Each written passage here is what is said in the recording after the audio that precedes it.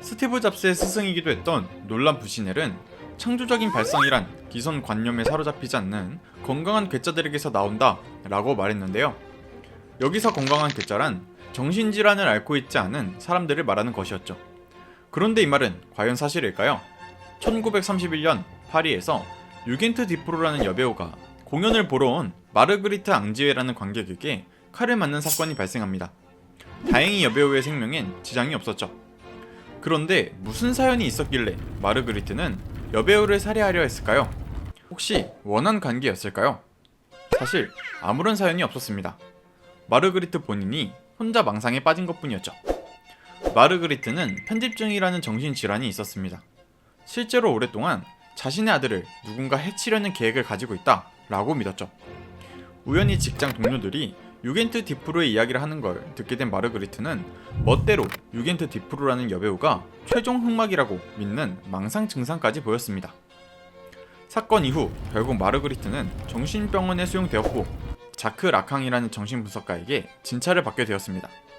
이때 라캉은 마르그리트를 진찰하며 놀라운 사실을 알게 되었는데 마르그리트가 망상 증세를 겪는 와중에도 꽤 괜찮은 소설을 쓰고 있었다는 거예요.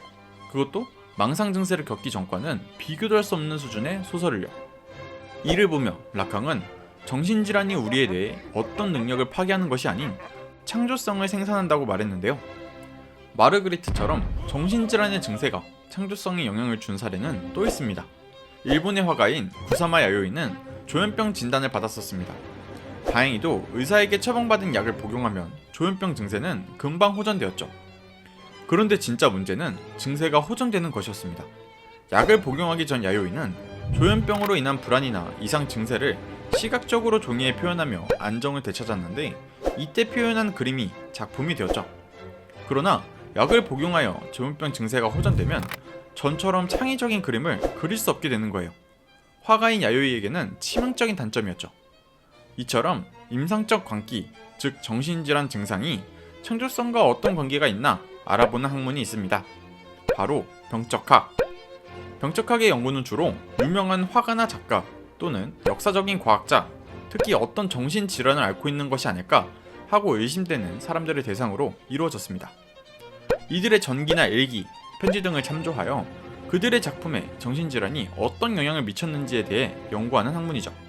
특히 조현병과 창조성 사이의 관계를 연구하는 병적학은 어떻게 탄생하게 되었을까? 또 병적학의 문제점과 한계는 무엇일까? 다음 영상은 병적학의 역사입니다.